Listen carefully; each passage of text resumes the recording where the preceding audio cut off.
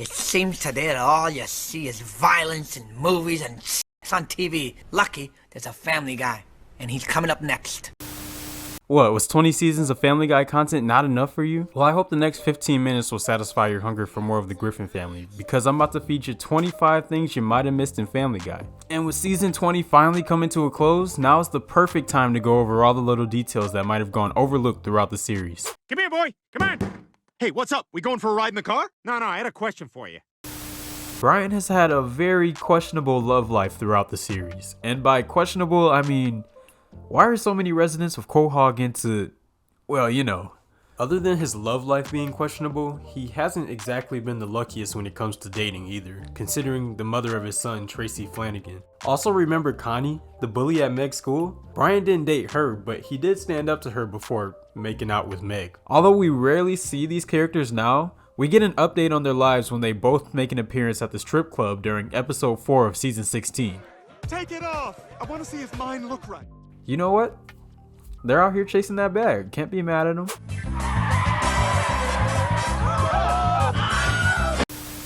Does that scream sound familiar to you? This sound effect is called the Wilhelm Scream and has a long history of being used in movies and TV series alike. The sound originates from the 1951 film Distant Drums, but is named after a character in the 1953 western, The Charge at Feather River. History of the sound aside, Family Guy loves to use it throughout the show, with it making multiple appearances when the characters fall or get hurt in some way.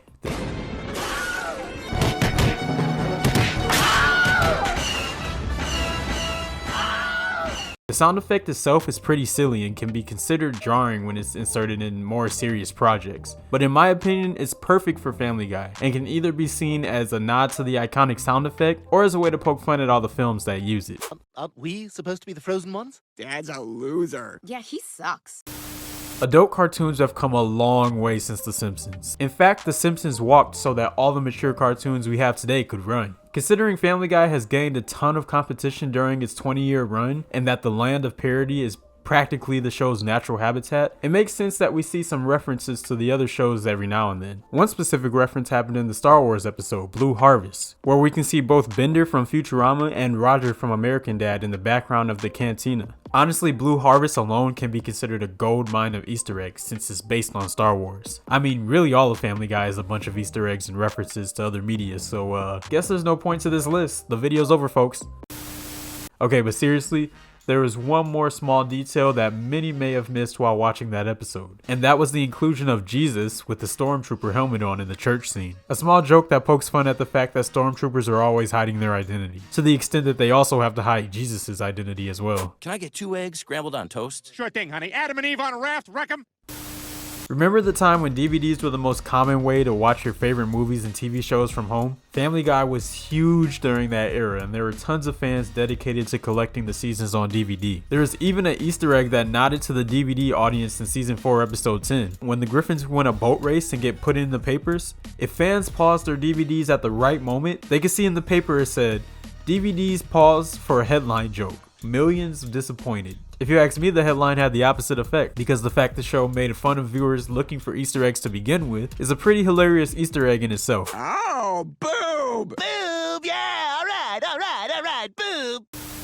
Family Guy's iconic theme song has left a huge impact on modern pop culture. I guarantee you, if you played the Family Guy theme in your car with your friends, everyone would know the lyrics.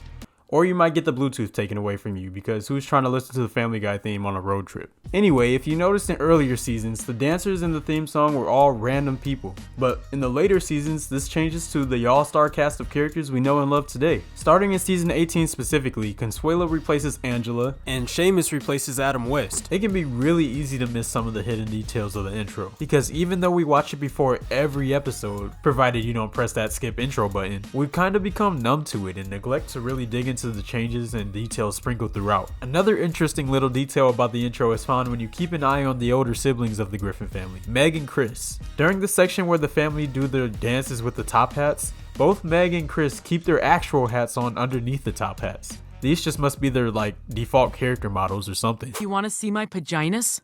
I don't know. Family Guy backstories are pretty funny for the most part, but every now and then we get some backstory that's pretty serious. Now, what I consider serious and what you guys consider serious might differ a little bit. Because if you take a look at young Peter during the flashbacks, he only has one cheek of his butt chin. One side of his butt chin? Whatever you want to call it. Peter has not fully developed his iconic double chin, and it's probably my favorite tiny piece of character design throughout the series. The creators knew that Peter's chin was one of the aspects that made the character's design, and to make the younger version of him only have one chin ball is hilarious, and a dope design choice. Never saw much of Uncle Roy after that. Turns out we weren't even related.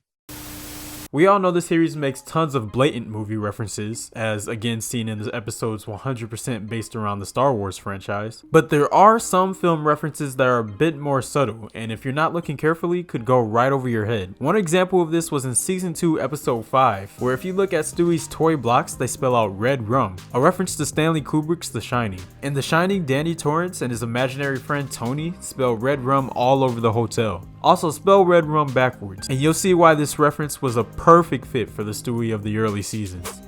Family Guy also makes a subtle reference to the 1986 classic Ferris Bueller's Day Off. Considering the movie's reputation, it's not surprising the show decided to reference the John Hughes film. During Season 5, Episode 11, Stewie and Brian visit the Chicago Museum of Art and observe one of the paintings. This scene is an exact recreation of the museum scene from Ferris Bueller's Day Off, down to the shot. A lot of you may have caught this reference, but for our younger audience who may have not seen this iconic film, do yourselves a favor and immerse yourselves in what is undeniably a big part of film history now, so you can understand this gag too. Society's fault or one man's cry for help? What are you talking about? I wanted her freaking money.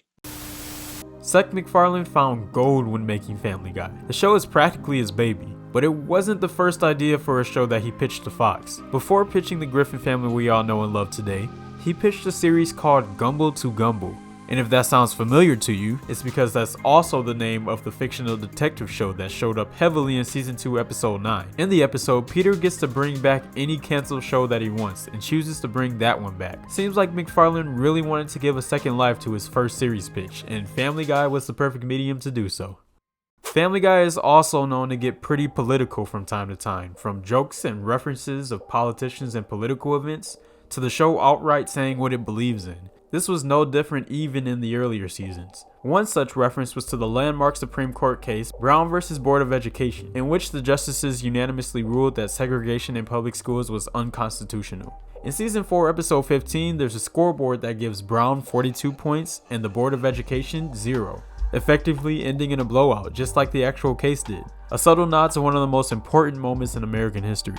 If you want to keep talking about subtleties, there's a pretty subtle joke in Season 4, Episode 19. In the episode's B-plot, Meg pretends to be a lesbian to become more popular in school, which is very messed up. But because of this, she is offered to join her school's Lesbian Alliance Club. Once she joins, she gets a warm welcome, getting a poster with her image printed on it so that everyone knows who she is. But it's the text on the bottom of the poster where the joke comes in, and it says, "See you next Tuesday." I can't explicitly say what the joke is here for demonetization purposes, but if you take a close look at that poster, I'm sure you guys get the point. What's that, Lois? I'm just on the spin bike.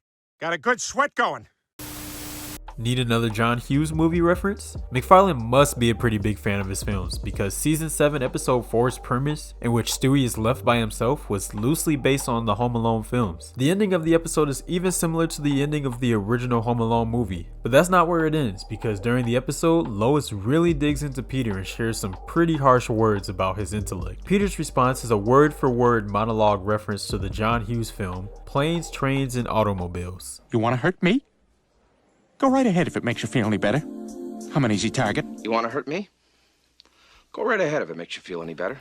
I'm an easy target. Back in 2005, there's a direct-to-DVD Family Guy film called Stewie Griffin: The Untold Story. The film follows Stewie as he tries to find who he thinks his real father is before realizing that it's just himself from the future. If this plot sounds familiar, that's because the film was also released as a 3-part finale of Family Guy Season 4, though the TV version had a bunch of scenes cut to make it more appropriate for television. Well, in Season 5, Episode 9, Road to Rupert, during the garage sale, we can see copies of that DVD. Maybe it was a way to promote the uncut version of the episodes. No, I won't! I'm so fat and gross! Oh. Out of all the outrageous canon material of Family Guy, one of the ones that stands out most to me is the fact that Meg's actual name is Megatron. Yep, if you're one of Meg's friends, you might have assumed her full name was Megan, but when remembering who her father is, you realize a normal name might not be in the realm of possibility. You see, when Meg was born, Peter being Peter took Meg's birth certificate and changed it from Megan to Megatron. Funny, right? It's funnier that I just went unnecessarily in depth on a 2-second gag now, right? You get it? Meg is short for Megatron? Anybody? Alright, I'm not gonna do it again. But Chris also has a joke of a name because his middle name is Cross. Crisscross. Christopher Cross Griffin, what are you doing? Considering that American Dad is also made by Seth MacFarlane, it's not surprising that the two shows cross over from time to time. Crossovers between the series are pretty easy to do too, since MacFarlane voices characters in both shows. In season 5 episode 18 of Family Guy, Roger makes a quick appearance and says, Who ate all the pecan sandies? which is also one of the first lines of American Dad's pilot episode. Francine, did you get those pecan sandies I asked for? Seeing that Family Guy season 5 was airing around the time that American Dad began to air, it made sense to add a bit of cross promo here.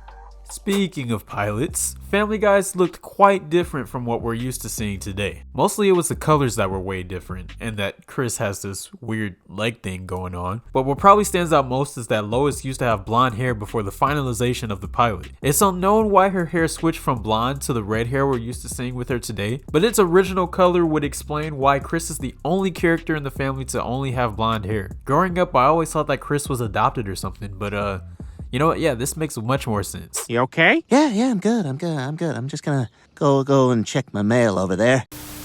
Quagmire is a fan favorite of the series and fits right into Peter's 4-man friend group.